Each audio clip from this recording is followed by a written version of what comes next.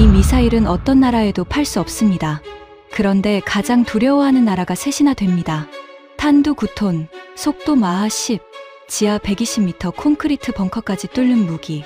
국제 규정이 수출을 금지한 이 한 발이 공개되자 세 나라가 동시에 움직였습니다. 중국은 경고 보도를 쏟아냈고 일본은 사정권을 계산하기 시작했고 북한은 미사일을 2배 반으로 늘리라는 긴급 지시를 내렸습니다. 한국을 가장 우습게 보던 세 나라가 왜 한꺼번에 손을 떨게 됐을까요? 팔 수 없는 무기가 어떻게 가장 강한 무기가 됐는지 그 충격적인 전말을 지금 공개합니다.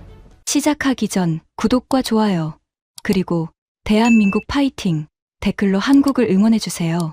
그날 오후 베이징의 한 회의실이 발칵 뒤집혔습니다. 붉은 인장이 찍힌 봉투 하나가 제 책상 위에 떨어졌어요. 겉면에는 단 4글자 긴급 평가라고 적혀 있었습니다. 봉투를 뜯자 첫 줄부터 숫자 2개가 눈에 박혔어요. 탄두 무게 9톤, 낙하 속도 마하 10점. 저는 안경을 고쳐 쓰고 그 줄을 다시 읽었습니다. 9톤이라니, 마하 10이라니, 소리 속도의 10배로 떨어지는 9톤짜리 쇳덩어리라는 뜻이었죠. 저는 피식 웃었습니다. 누군가 단위를 잘못 적었거나 한국이 또 허풍을 떨고 있거나 둘 중 하나라고 생각했거든요. 그런데 봉투를 책상에 내려놓던 제 손이 멈췄습니다. 평가 대상 국가 칸에 적힌 이름 때문이었어요. 대한민국. 미사일 이름은 현무 5점. 저는 30년 동안 외국의 무기를 뜯어보고 평가해서 지도부에 올리는 일을 해왔습니다. 미국 항공모함도, 일본 이지스함도, 러시아 전략폭격기도 제 책상을 거쳐갔죠. 그런데 한국 미사일이 긴급 평가로 올라온 건 처음이었습니다. 하지만 진짜 공포는 그 다음이었습니다. 저는 중국 중앙군사위 산하 전략평가국에서 일하는 사람입니다. 이름은 밝힐 수 없어요. 다만 제가 그때 무슨 생각을 했고, 무엇을 받고, 어떻게 무너졌는지 그 과정을 처음부터 말씀드리겠습니다. 봉투를 받은 그날, 저는 솔직히 짜증이 났습니다. 회의실 창밖으로는 베이징의 잿빛 하늘이 깔려 있었고, 책상 위에는 처리해야 할 미국 관련 보고서가 산더미처럼 쌓여 있었거든요. 진짜 위협은 태평양 건너에 있는데 한국 미사일 하나 때문에 이 귀한 시간을 써야 한다는 게 어이가 없었어요. 그때 회의실 문이 열리고 전략평가국장이 들어왔습니다. 그는 제 상관이었어요. 출세에 미친 사람이었죠. 지도부 눈에 들기 위해서라면 보고서의 숫자쯤은 얼마든지 주무를 수 있는 인간이었습니다. 그가 들어오면 방 안의 공기가 무거워졌어요.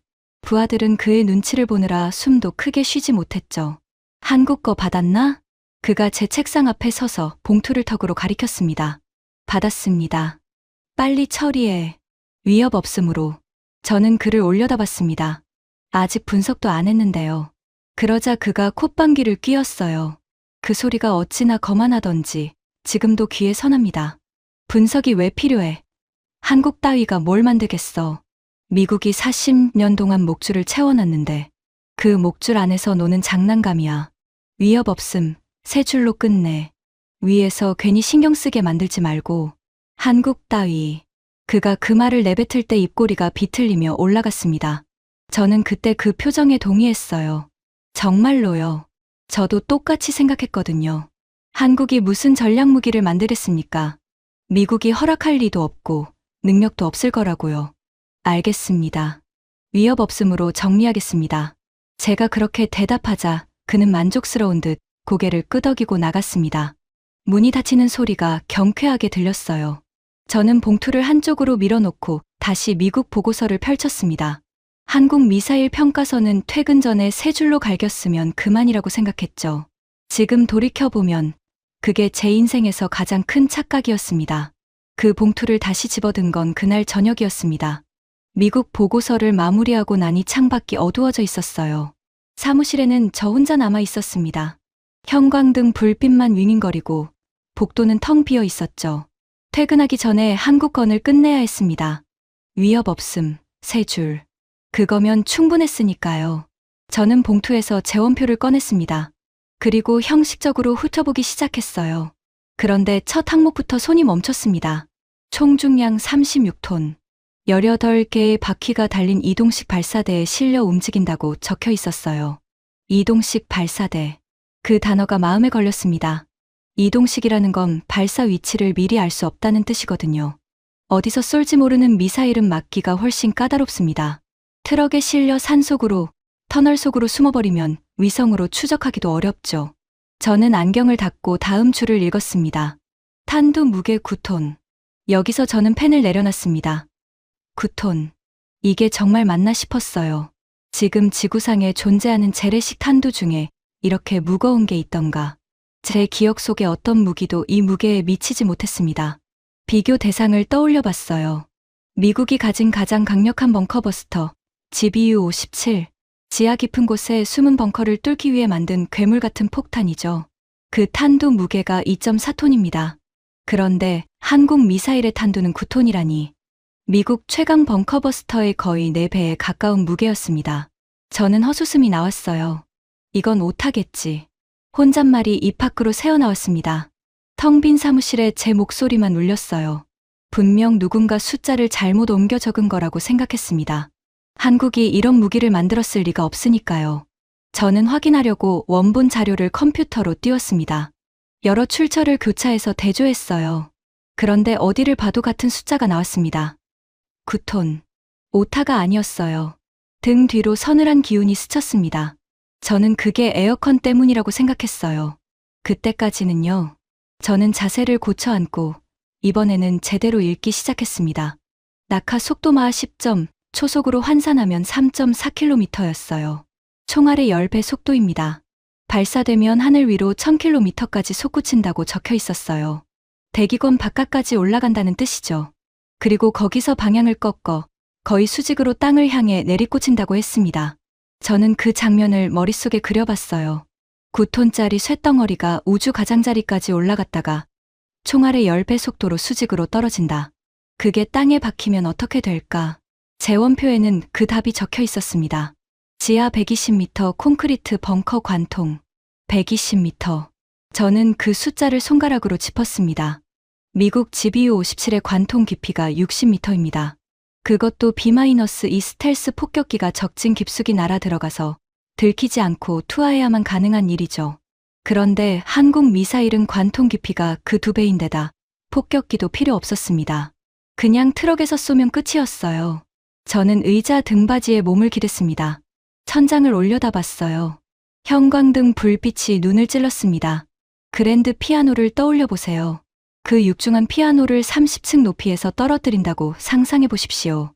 그 충격만으로도 바닥이 부서질 겁니다. 그런데 이 미사일은 피아노보다 몇 배는 무거운 물체를, 그것도 총알의 10배 속도로 떨어뜨리는 거였어요. 손바닥에 땀이 배는 게 느껴졌습니다. 저는 손을 바지에 문질러 닦았어요. 그런데도 저는 아직 인정하지 않았습니다. 인정하고 싶지 않았어요.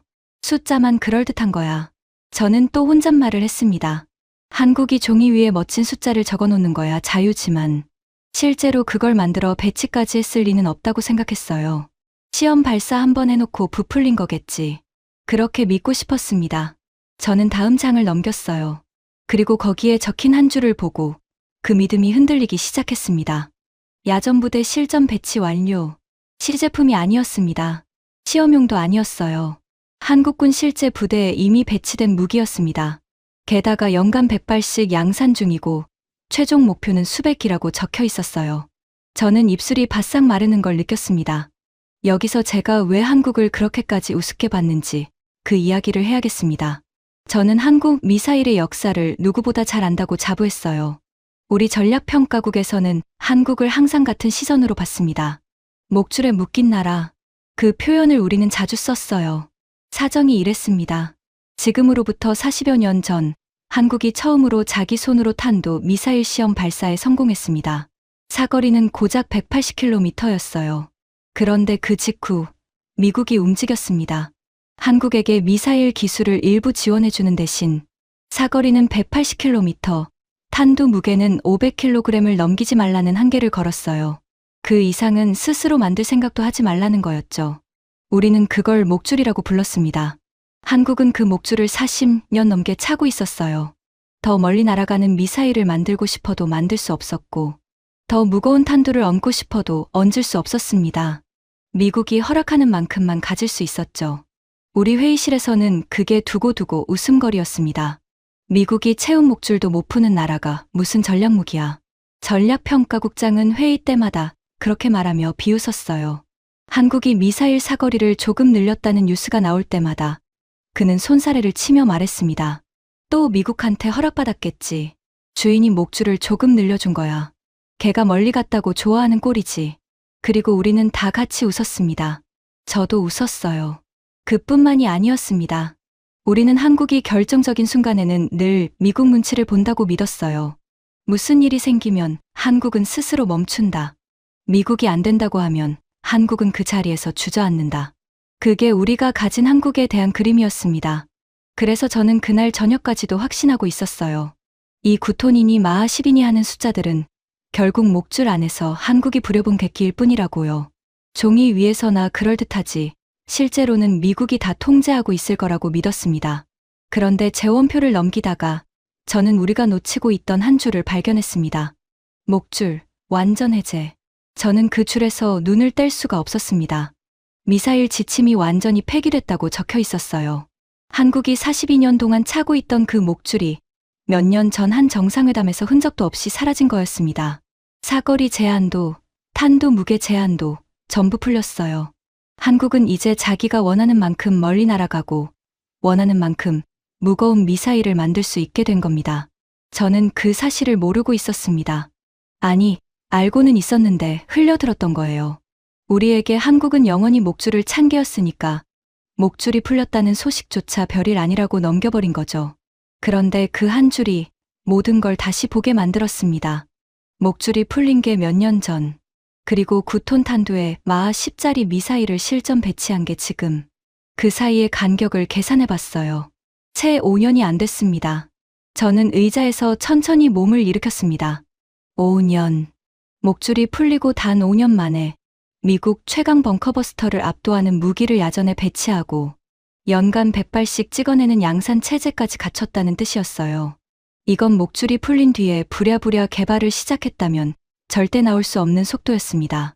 그 말은 곧 한국이 목줄을 차고 있던 42년 동안에도 멈추지 않았다는 뜻이었어요. 겉으로는 미국이 허락한 180km 안에서 노는 척하면서 속으로는 목줄이 풀리는 그날을 위해 기술을 쌓아온 겁니다. 사거리는 묶여 있었지만 그 안에서 정밀도를 높이고 추진체를 다듬고 탄두 기술을 발전시켜 온 거죠. 우리가 비웃는 동안에요. 저는 창가로 걸어가 베이징의 밤을 내려다봤습니다. 손끝이 미세하게 떨리고 있었어요. 저는 그 떨림을 멈추려고 주먹을 꽉 쥐었습니다. 명치 어딘가가 묵직하게 가라앉는 느낌이 들었어요. 처음 느껴보는 종류의 불안이었습니다. 우리는 한국을 목줄에 묶인 약자로 봤습니다. 그런데 어쩌면 그 목줄은 한국을 약하게 만든 게 아니었을지도 모른다는 생각이 그때 처음 들었어요. 누르면 누를수록 더 세게 튀어오르는 스프링처럼 42년의 압박이 한국을 압축시켜 온 거라면 저는 그 생각을 황급히 밀어냈습니다. 말도 안 돼. 저는 고개를 저었어요. 한국이 그럴 리 없었습니다. 한국 따위가요. 저는 책상으로 돌아가 재원표를 덮었습니다. 위협 없음, 3줄. 국장이 지시한 대로 쓰면 그만이라고 스스로를 다독였어요. 하지만 펜을 든 손이 종이 위에서 움직이지 않았습니다. 위협 없음이라는 네 글자를 쓰려는데 머릿속에서 자꾸 다른 숫자가 떠올랐거든요. 9톤, 마하 10점, 지하 120m, 그리고 5년. 저는 펜을 내려놨습니다. 확인해야 했어요. 이 미사일이 정말로 우리에게 닿을 수 있는지, 닿는다면 우리가 막을 수 있는지. 그 두 가지만 확인하면 마음 편히 위협 없음이라고 쓸 수 있을 것 같았습니다. 한국 미사일이 아무리 강해도 우리 영토에 닿지 못하거나 닿더라도 우리 방공망이 막아낼 수 있다면 위협이 아니니까요. 저는 지도를 펼쳤습니다. 그리고 계산기를 집어들었어요. 그게 제 손이 멈추기 시작한 진짜 시작이었습니다. 창밖에서는 베이징의 불빛이 평소처럼 빛나고 있었어요. 저 불빛 아래 잠든 수천만 명의 사람들은 자기 머리 위로 무엇이 다가오고 있는지 아직 아무도 모르고 있었습니다. 그리고 그 사실을 가장 먼저 알게 된 사람이 바로 저였어요. 저는 책상에 지도를 펼쳤습니다. 한반도와 우리 영토가 함께 그려진 지도였어요. 저는 자를 대고 한국에서 우리 쪽으로 선을 긋기 시작했습니다. 위협 없음이라고 쓰려면 먼저 이 미사일이 우리에게 닿지 못한다는 걸 증명해야 했으니까요. 닿지 못하면 위협이 아니다. 그 한 줄을 확인하려고 펜이 아니라 자를 든 거였습니다. 현무 5의 표준 사거리부터 봤어요. 그런데 재원표에는 한 가지 조건이 더 적혀 있었습니다. 탄두 무게를 줄이면 사거리가 늘어난다는 거였죠. 9톤짜리 탄두를 1톤으로 줄이면 미사일은 훨씬 가벼워지고 그만큼 멀리 날아갑니다. 그 경우 사거리가 수천 킬로미터까지 뻗는다고 적혀 있었어요. 저는 베이징까지의 거리를 쟀습니다. 서울에서 베이징까지 직선으로 954킬로미터. 자, 위의 눈금을 따라가던 제 손가락이 그 숫자에서 멈췄어요. 탄두를 조금만 줄이면 베이징은 사정권 안에 들어왔습니다. 우리 수도가요. 저는 자를 내려놨습니다. 그리고 한참을 가만히 앉아 있었어요. 베이징. 제가 매일 출근하는 이 도시. 지도부가 있고 정부가 있고 수천만 명이 사는 우리의 심장. 그곳이 한국 미사일 한 발의 사정권 안에 들어와 있다는 걸 저는 방금 제 손으로 그어 확인한 거였습니다. 목덜미가 서늘해졌어요. 이번에는 에어컨 때문이 아니었습니다. 저는 헛기침을 했습니다. 침착하자고 스스로를 다독였어요. 베이징은 탄두를 줄여야 닿는 거리고 탄두를 줄이면 위력도 약해진다. 그러니 9톤짜리 그 무서운 위력으로는 베이징까지 못 온다. 저는 그렇게 정리하려고 했습니다. 그런데 지도를 다시 들여다보다가 베이징보다 훨씬 가까운 곳에 눈이 갔어요. 그곳을 본 순간 저는 숨을 멈췄습니다. 칭다오였습니다. 우리 해군 북해함대 사령부가 있는 곳이죠. 우리 해군 핵심 전력이 모여있는 군사 거점입니다. 항공모함과 잠수함, 구축함들이 드나드는 곳. 우리 바다, 전략의 심장 같은 곳이에요. 저는 칭다오까지의 거리를 쟀습니다. 서해 전진 배치한다고 가정하면 약 550km. 저는 그 숫자를 보고 손이 떨렸어요. 550km는 현무 5의 표준 사거리 아니었습니다. 탄두를 줄일 필요도 없었어요. 9톤짜리 그 무시무시한 탄두를 그대로 얹은 채로 우리 북해함대 사령부에 닿는 거리였습니다. 저는 다른 거점들도 재봤습니다. 선양까지 약 540km. 우리 동북부 핵심 기지들도 마찬가지였어요. 탄두를 조금만 줄이면 다른 항구 도시들까지 줄줄이 사정권에 들어왔습니다. 우리 동부 해안의 주요 군사 거점 대부분이 한국 미사일 한 발의 손바닥 안에 들어와 있었던 거예요. 손바닥에 식은땀이 흥건했습니다. 저는 펜을 쥐려다 떨어뜨렸어요. 펜이 책상에서 굴러떨어지는 소리가 텅 빈 사무실에 크게 울렸습니다. 그때 제 머릿속에 한 가지 사실이 떠올랐습니다. 한국이 서해 쪽에 이 미사일을 배치했다는 정보가 있었어요. 서해 배치, 그게 무슨 뜻인지 그제야 이해가 됐습니다. 이동식 발사대가 서쪽을 향하고 있다는 뜻이거든요. 그리고 서쪽에는 우리가 있었습니다. 저는 의자를 뒤로 밀고 일어섰어요. 다리에 힘이 풀려서 책상을 짚어야 했습니다. 한국은 우리에게 말로 경고하지 않았습니다. 항해 성명을 내지도 않았고 외교 채널로 으름장을 놓지도 않았어요. 그냥 발사대를 서쪽으로 돌려놨을 뿐이었습니다. 그게 가장 무서운 경고였어요. 어떤 말보다도요. 저는 그제야 알았습니다. 우리가 비웃는 동안 한국은 조용히 칼끝을 우리 쪽으로 돌려놓고 있었다는 거요. 이제 한 가지만 확인하면 됐습니다. 닿는다 해도 우리가 막을 수 있다면 괜찮았어요. 우리에게는 세계적인 방공망이 있으니까요. 날아오는 미사일을 하늘에서 격추하면 사정권 따위는 의미가 없습니다. 저는 그 희망을 붙잡고 우리 방공 체계 자료를 띄웠습니다. 우리가 가진 가장 강력한 방공 미사일은 HQ-9였어요. 쉽게 말하면 날아오는 적의 비행기나 미사일을 땅에서 쏘아 올려 격추하는 무기입니다. 업그레이드형인 HQ-9B는 탄도 미사일도 요격하도록 만들어졌죠. 거기에 러시아에서 들여온 장거리 방공 체계 S-400도 있었습니다. 우리는 이 방공망을 자랑스러워했어요. 그런데 자료를 읽어내려가던 제 표정이 굳어갔습니다. 이 방공 미사일들은 전부 포물선을 그리며 날아오는 일반적인 미사일을 막도록 설계돼 있었어요. 옆에서 날아오는 표적을 쏘아 맞히는 방식이죠. 그런데 현무호는 옆에서 오지 않았습니다. 하늘 위 1000km까지 올라갔다가 거의 수직으로 내리꽂혔어요. 그것도 마하 10 초속 3.4km의 속도로요. 위에서 곧장 떨어지는 물체를 옆에서 쏘아 맞힌다. 그게 가능할까요? 저는 자료를 뒤졌습니다. HQ-9B로 마하 10짜리 수직 낙하 탄두를 실전에서 막아본 기록이 있는지 없었어요. S-400은 이론상 빠른 표적까지 대응할 수 있다고 적혀 있었지만 마하 10수직 낙하 탄도를 실제로 요격한 적은 한 번도 없었습니다. 검증된 적이 없는 거였어요. 그러다 한 줄에서 저는 완전히 무너졌습니다. 우리가 지금 개발하고 있는 HQ-19라는 미사일에 관한 내용이었어요. 처음부터 탄도 미사일 요격 전용으로 만들고 있는 무기였습니다. 분석에는 이렇게 적혀 있었어요. 이 미사일이 현무 같은 위협에 대응하기 위한 것일 수 있다고. 저는 그 문장을 2번, 3번 읽었습니다. 지금 개발 중이라는 건 아직 없다는 뜻이었어요. 우리가 한국 미사일을 막기 위한 무기를 부랴부랴 만들고 있다는 것 자체가 지금 우리에게 빈틈이 있다는 증거였습니다. 한국은 이미 배치해서 연간 100발씩 찍어내고 있는데 우리는 그걸 막을 방패를 아직도 만드는 중이었던 거예요. 저는 2 손으로 얼굴을 감쌌습니다. 손바닥이 차가웠어요. 옆집에서 우리 집 마당까지 닿는 호스를 설치했다고 생각해 보십시오. 그런데 그 호스에서 나오는 게 물이 아니라 시멘트입니다. 물이라면 피하면 그만이에요. 그런데 시멘트는 맞으면 그 자리에서 굳어버립니다. 움직일 수도 없게 돼요. 한국이 우리에게 들이댄 게 바로 그 시멘트 호스였습니다. 저는 보고서를 쓰기 시작했습니다. 위협 없음이라는 3줄이 아니었어요. 손가락이 키보드 위에서 떨렸지만 저는 진실을 적었습니다.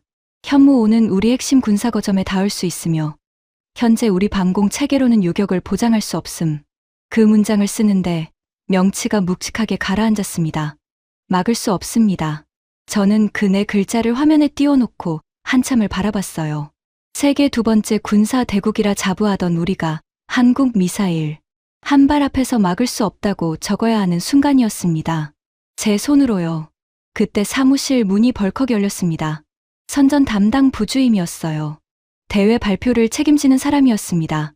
그는 늦은 시간에 불 켜진 제 사무실을 보고 들어온 거였어요. 그의 손에는 발표 원고가 들려 있었습니다. 아직 안 갔나? 한국 미사일건이지? 그가 제 화면을 흘끗 보더니 인상을 찌푸렸어요. 막을 수 없다니, 이게 무슨 소리야. 지워. 이게 사실입니다. 제가 그렇게 말하자 그는 코웃음을 쳤습니다. 그러고는 자기 손에 든 원고를 흔들어 보였어요. 내일 발표할 내용이야. 들어봐. 한국의 신형 미사일은 우리에게 어떠한 위협도 되지 않으며 우리의 철벽 방공망은 어떤 위협도 완벽하게 차단할 수 있다. 어때? 저는 그를 빤히 쳐다봤습니다. 그건 거짓말이지 않습니까? 우리 방공망은 저걸 못 막습니다. 그러자 그가 웃었어요. 비웃음이 아니라 정말로 즐거워서 웃는 웃음이었습니다. 그 웃음이 어찌나 소름 끼치던지요. 맞고 못 맞고가 중요한 게 아니야. 인민이 불안해하지 않는 게 중요한 거지. 밖으로는 위협 없다고 발표하고 안으로는 방어망 개발을 닥달하면 돼. 그게 일하는 방식이야. 자네는 아직도 그걸 모르나? 저는 그 순간 이 사람이 어떤 인간인지 똑똑히 봤습니다. 밖으로는 인민에게 거짓을 말하고 뒤로는 자기 안위를 위해 부하들을 쥐어짜는 인간. 진실이 무엇이든 상관없고 오직 자기 자리만 지키면 그만인 인간이었어요. 그가 나가면서 한마디를 던졌습니다. 보고서 위협 없음으로 다시 써. 안 그러면 자네만 곤란해질 거야. 문이 닫혔어요. 저는 화면에 떠있는 막을 수 없습니다라는 글자를 다시 봤습니다. 손가락이 백스페이스 키 위에서 떨렸어요. 지리우면 편했습니다. 위협 없음, 3줄. 그러면 국장도 부주임도 만족할 거고 저는 곤란해지지 않을 테니까요. 하지만 지울 수가 없었습니다.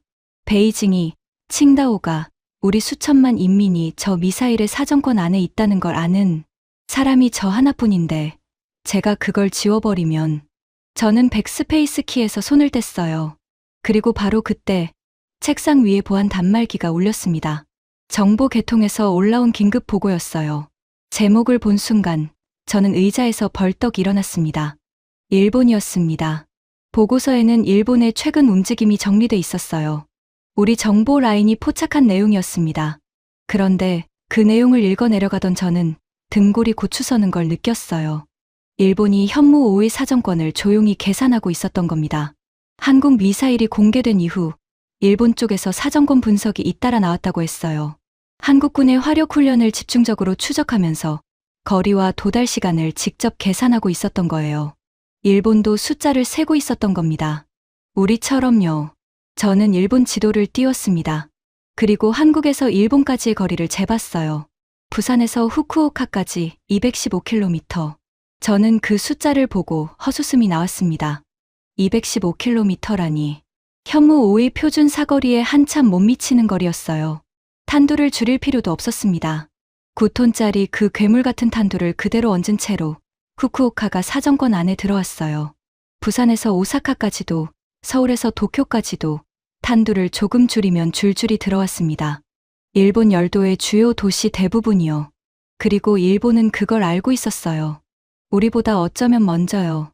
일본은 아시아에서 가장 촘촘한 미사일 방어망을 가진 나라입니다. 바다 위 이지스함에서 쏘아 올리는 SM-3 그리고 지상에서 마지막 순간에 잡는 PAC-3. 위에서 한 번, 아래에서 한 번. 두 겹으로 막는 구조죠. 우리도 부러워하던 방어망이었습니다. 그런데 보고서에는 이렇게 적혀 있었어요. 그 일본조차 현무 5의 마하 10 수직 낙하를 실전에서 막아본 적이 없다고.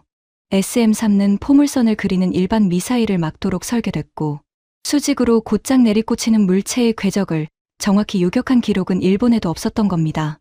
두 겹의 철벽을 가지고도 이 속도와 이 낙하를 막은 적은 한 번도 없었어요. 그래서 일본이 움직이기 시작한 거였습니다. 수십 년간 지켜온 방어 위주 원칙에서 벗어나 상대를 먼저 타격할 수 있는 능력을 갖추겠다고 안보 전략 자체를 바꿨어요. 자기들이 직접 만드는 미사일의 사거리를 늘리고 지상 목표까지 때릴 수 있도록 개조하고 있었습니다. 저는 의자에 털썩 주저앉았습니다. 그 순간 제 안에서 무언가가 무너졌어요. 지금까지 저는 이게 우리만의 문제라고, 우리만 한국을 잘못 봤던 거라고 생각했습니다. 그런데 아니었어요. 우리의 숙적, 그토록 강하고 그토록 자존심, 센 일본조차도 같은 미사일 앞에서 같은 공포에 떨고 있었던 겁니다. 손이 덜덜 떨렸습니다. 저는 그 떨림을 멈출 수가 없었어요. 세계 두 번째 군사 대국인 우리가 떨고, 아시아 최강의 방어망을 가진 일본이 떨고, 한 발의 미사일이 두 나라를 동시에 떨게 만들고 있었던 거예요. 그것도 한국은 우리에게 한마디 협박도 하지 않은 채로요. 다음 날 아침, 저는 국장실로 불려갔습니다. 전략평가국장이 제 보고서를 책상 위에 내던지듯 올려놨어요. 막을 수 없습니다라는 문장에 붉은 줄이 그어져 있었습니다. 이게 뭐야? 그의 목소리가 낮게 깔렸어요. 화가 났을 때 그의 목소리는 오히려 조용해졌습니다. 그게 더 무서웠어요. 사실입니다. 우리 방공망으로는 현무 5를 요격할 수 없습니다. 베이징과 칭다오가 사정권 안에 있고 일본도 이미 같은 결론에 도달했습니다. 일본이 뭘 어쨌다고? 일본도 현무 5를 막을 수 없다고 보고 안보 전략을 바꾸고 있습니다. 우리만의 문제가 아닙니다. 지금 솔직하게 보고하고 대비해야 합니다. 그러자 그가 자리에서 일어났어요. 그리고 제 앞으로 천천히 걸어왔습니다. 그의 얼굴에는 비웃음이 떠올라 있었어요. 자네, 한국 따위 미사일 하나에 겁먹은 건가? 명색이 전략평가국 사람이. 우리 군의 위신이 어떻게 되겠어? 막을 수 없다는 보고서가 위로 올라가면 책임은 누가 져? 자네가 질 거야? 위신 때문에 진실을 숨기면 진짜 위험한 순간에 당합니다. 제가 그렇게 말하자 그가 제 보고서를 손으로 탁 내리쳤습니다. 위협 없음으로 다시 써. 이건 명령이야. 한 번 더 이딴 보고서 가져오면 자네 자리는 없어. 저는 그를 똑바로 쳐다봤습니다. 명치 깊은 곳에서 분노가 끓어올랐어요. 이 사람은 인민의 안전보다 자기 자리가 더 중요한 인간이었습니다. 베이징 수천만 명의 머리 위로 무엇이 다가오는지 알면서도 자기 출세길에 흠이 갈까봐 그걸 덮으려는 인간이었어요. 그때 국장실 문이 열리고 부관 하나가 다급하게 들어왔습니다. 얼굴이 하얗게 질려 있었어요. 국장님, 북한 쪽에 긴급 동향이 있습니다. 국장이 미간을 찌푸렸습니다. 북한이 또 왜? 부관이 떨리는 목소리로 보고했어요. 그 보고를 듣는 순간 저는 우리가 마주한 게 얼마나 큰 일인지 비로소 온전히 깨달았습니다. 북한이 미사일 생산을 갑자기 늘리겠다고 선언했다는 거였어요. 북한 지도부가 미사일 생산 시설을 직접 찾아가 탄도, 미사일 생산 능력을 가까운 시일 안에 기존의 2배 반으로 늘리라고 긴급 지시를 내렸다고 했습니다. 2배도 아니고 2배 반. 그것도 당장이요. 국장이 코웃음을 쳤어요. 북한이 미사일 늘리는 게 어제 오늘 일인가? 그게 왜? 하지만 저는 그 의미를 바로 알아챘습니다. 손끝이 차가워졌어요. 시점이 중요했거든요. 현무 5가 한국군에 실전 배치된 게 얼마 전입니다. 그리고 불과 몇 달 뒤에 북한이 미사일을 2배 반으로 늘리겠다고 선언한 거예요. 이게 우연일 리가 없었습니다. 저는 북한 지도를 띄웠습니다. 서울에서 평양까지 직선거리 195km. 현무 5의 표준 사거리 아니었어요. 탄두를 줄일 필요도 없이 9톤짜리 탄두를 그대로 얹은 채로 평양에 닿는 거리였습니다. 그것도 발사하면 단 몇 분 안에요. 북한은 막아야 했습니다. 그런데 막을 수단이 없었어요. 북한 방공망의 주력은 수십 년 전 소련이 만든 구식 장비들이었습니다. 적의 전투기를 상대하던 시절의 무기들이죠. 마하10으로 수직 낙하하는 탄두를 막도록 설계된 게 아니었어요. 북한이 자체 개발했다는 방공 미사일도 탄도 미사일 요격 능력은 제한적이었고 실전 검증조차 없었습니다. 땅 위에서 못 막으면 땅 속으로 숨어야 합니다. 북한은 70년 동안 수천 개의 지하 벙커를 파왔어요. 지도부가 숨는 깊은 지하 시설이 그들 방어 전략의 핵심이었습니다. 그런데 현무 5는 지하 120m 콘크리트 벙커를 관통합니다. 하늘에서도 못 막고 땅 속에 숨어도 뚫리는 거예요. 그래서 북한은 어떻게 했을까요? 막을 수 없으니까 숫자로 누르기로 한 겁니다. 한 발도 막지 못하니 자기들도 미사일을 2배 반으로 찍어내서 맞서겠다는 거였어요. 그건 강해서 내린 결정이 아니었습니다. 막을 방법이 없어서 공포에 질려 도망치듯 내린 결정이었어요. 저는 그 자리에 서서 깨달았습니다. 우리가 떨고 있었습니다. 일본이 떨고 있었습니다. 그리고 북한까지 떨고 있었습니다. 세 나라가요. 한 발의 미사일 앞에서 세 나라가 동시에 손을 떨고 있었던 겁니다. 그리고 그 세 나라는 하필이면 한국을 가장 우습게 봐온 나라들이었어요. 우리는 한국을 목줄 찬개라고 비웃었고, 일본은 한국을 늘 한 수 아래로 봤고, 북한은 같은 민족이라며 한국을 깔봤죠. 그 세 나라가 지금 똑같이 떨고 있었던 겁니다. 국장은 여전히 그 의미를 모르는 눈치였어요. 그는 북한에게 짜증을 냈습니다. 북한 일은 북한 일이고, 자네는 보고서나 다시 써. 위협 없으므로. 저는 국장을 받습니다. 그리고 일본 보고서를, 북한 동향을, 제가 그은 사정권 선들을 떠올렸어요. 나만 늦게 깨달은 게 아니었습니다. 모두가 떨고 있었어요. 단지 우리 국장 같은 인간들만 자기 자리가 무서워서 그 사실을 못 본 척하고 있었을 뿐이었습니다. 저는 그날 보고서를 다시 쓰지 않았어요.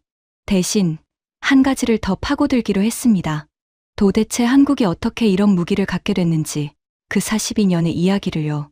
그 이야기를 알게 됐을 때 저는 제가 한국에 대해 품었던 마지막 한 조각의 자존심까지 완전히 무너지는 걸 경험하게 됩니다. 그건 우리가 결코 흉내낼 수 없는 종류의 이야기였어요.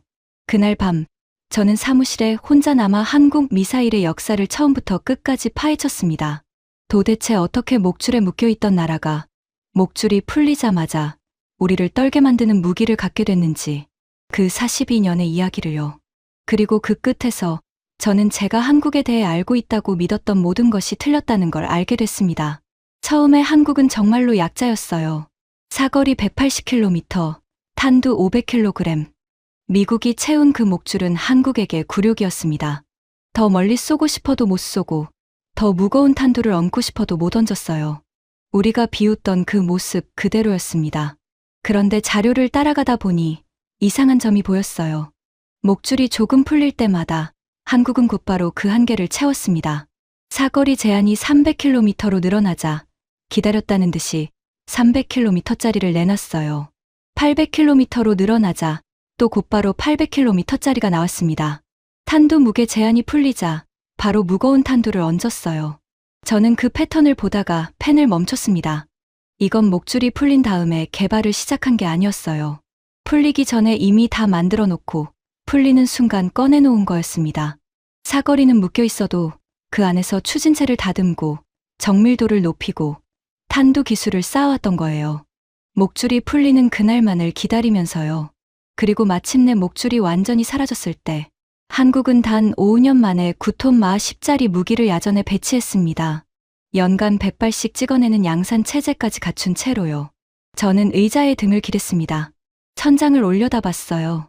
그리고 그 순간 우리가 42년 동안 얼마나 큰 착각을 하고 있었는지 깨달았습니다.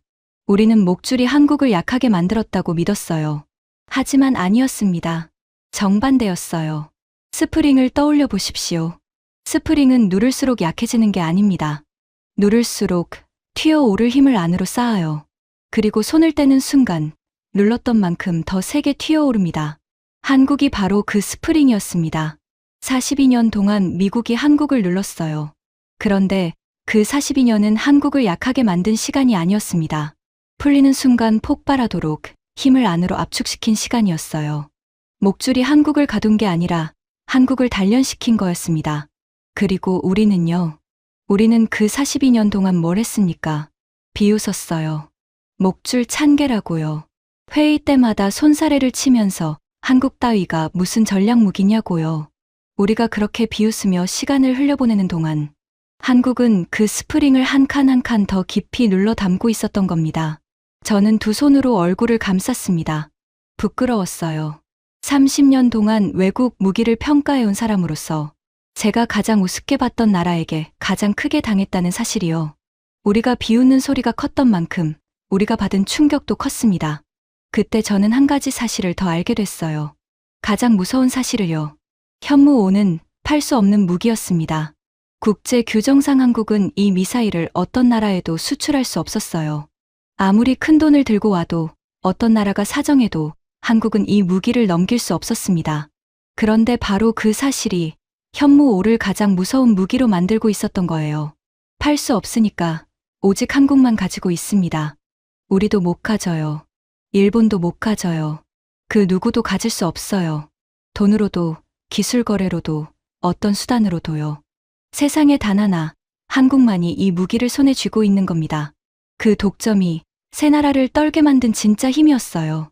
수출된 적이 단 한 번도 없는 무기가 새 나라의 전략 계산을 통째로 바꿔놓은 거였습니다. 다음 날 아침 저는 보고서를 들고 국장실로 갔습니다. 이번에는 위협 없음이 아니었어요. 제가 밤새 정리한 진실 그대로였습니다. 현무5는 우리 핵심 거점에 닿으며 요격은 보장할 수 없고 일본과 북한도 같은 공포에 대응하고 있으며 이 무기는 오직 한국만이 보유한 독점 전력이라는 것, 막을 수 없다는 그 네 글자도 그대로 두었어요. 국장이 보고서를 펼치더니 얼굴이 벌겋게 달아올랐습니다. 내가 분명히 위협 없음으로 쓰라고 했을 텐데 이게 진실입니다. 진실. 자네 자리가 날아가도 좋다는 건가? 그가 일어서려는데 마침 그때 선전부주임이 국장실로 들어왔어요. 손에 든 발표 원고가 구겨져 있었습니다. 얼굴이 사색이 돼 있었어요. 국장님, 큰일 났습니다.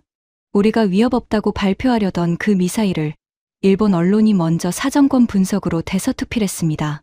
우리 발표가 나가면 우리만 현실을 모르는 나라로 비치게 됩니다. 국장의 얼굴에서 핏기가 가셨습니다. 저는 그 순간 두 악인의 거짓말이 무너지는 걸 똑똑히 봤어요. 밖으로는 위협 없다고 외치고 안으로는 진실을 덮으려던 그들의 계획이 정작 다른 나라가 진실을 먼저 말해버리는 바람에 산산조각 나는 순간이었습니다. 부주임이 떨리는 목소리로 말했어요. 이제 어떡합니까? 인민이 알게 되면. 국장은 아무 말도 못했습니다. 그의 손에 들린 제 보고서가 미세하게 떨리고 있었어요. 막을 수 없습니다라는 그 네 글자를 그는 이제 지울 수 없었습니다.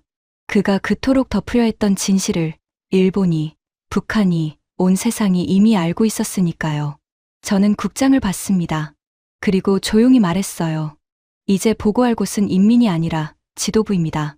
솔직하게 올리고 대비하는 수밖에 없습니다. 우리가 비웃는 동안 저들은 멈추지 않았으니까요. 국장은 한참을 가만히 있다가 천천히 의자에 주저앉았습니다. 그토록 거만하던 그의 어깨가 처음으로 축 처졌어요. 비로소 그도 인정한 거였습니다.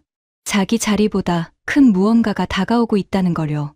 그날 저녁 저는 다시 창가에 섰습니다. 베이징의 불빛이 평소처럼 빛나고 있었어요. 저 불빛 아래 잠든 수천만 명은 며칠 전까지만 해도 제가 우습게 봤던 그 나라가 이제 우리를 떨게 만들고 있다는 걸 모르고 있었습니다. 저는 30년 동안 무기를 평가해온 사람입니다. 강한 무기를 많이 봤어요. 더 빠른 미사일, 더 큰 폭탄, 더 멀리 나가는 포탄. 그런데 현무5가 저에게 가르쳐 준 건 무기의 위력이 아니었습니다. 그건 사람의 끈기였어요. 42년이라는 시간을요. 한 세대 전체가요. 비웃음을 받으면서도 약자로 취급받으면서도 멈추지 않은 그 끈기 말입니다. 우리는 단 한 번도 그런 시간을 견뎌본 적이 없었어요. 우리는 강해서 강한 나라였습니다. 그런데 한국은 약했을 때조차 멈추지 않아서 강해진 나라였어요. 그게 우리가 결코 흉내낼 수 없는 종류의 힘이었습니다. 무기는 돈으로 살 수 있어요. 기술은 빼낼 수도 있죠. 그런데 42년을 견디는 끈기는 어디서도 살 수 없습니다. 저는 그제야 우리가 진짜로 두려워해야 할 게 무엇인지 알았어요. 현무호라는 미사일이 아니었습니다. 그 미사일을 만들어낸 그 나라의 끈기였어요. 한 번 마음먹으면 비웃음 속에서도 42년을 묵묵히 걸어가는 그 집요함. 그게 진짜 무서운 거였습니다. 저는 창밖을 한참 바라봤습니다. 목줄을 채운 건 우리가 아니었지만 그 목줄을 비웃은 건 우리였어요. 그리고 그 비웃음의 대가를 우리는 이제 치르게 된 겁니다. 42년 동안 한국이 한 칸씩 눌러 담은 그 스프링이 마침내 우리 눈앞에서 튀어오른 거였으니까요. 저는 그날 깨달은 걸 잊지 않으려 이 이야기를 남깁니다. 누군가를 약하다고 비웃을 때 한 번쯤은 멈춰야 합니다. 지금 약한 자가 사실은 가장 깊이 스프링을 누르고 있는 자일 수도 있으니까요. 그리고 그 스프링은 우리가 비웃는 그 순간에도 조용히 힘을 모으고 있을지도 모릅니다. 한국은 우리에게 한마디 협박도 하지 않았어요. 그저 42년을 멈추지 않았을 뿐입니다. 그게 새 나라를 떨게 만들었습니다. 지금까지 한국을 가장 우습게 보던 새 나라가 단 한 발의 미사일 앞에서 손을 떨게 된 이야기였습니다. 무기가 무서웠던 게 아닙니다. 약자라 비웃음 받으면서도 42년을 멈추지 않은 그 끈기가 무서웠던 것이죠. 우리는 그런 시간을 살아온 사람들입니다. 보릿고개를 넘고 비웃음을 견디고 묵묵히 한 걸음씩 걸어 여기까지 왔습니다. 누군가 우리를 약하다 비웃을 때 우리는 조용히 스프링을 더 깊이 눌러 담아왔습니다. 그 시간의 무게를 오늘 이 이야기가 다시 떠올리게 했다면 주변에도 널리 공유해주세요. 작은 자부심이 큰 힘이 됩니다. 구독과 좋아요도 부탁드립니다. 지금까지 감동테라였습니다. 감사합니다.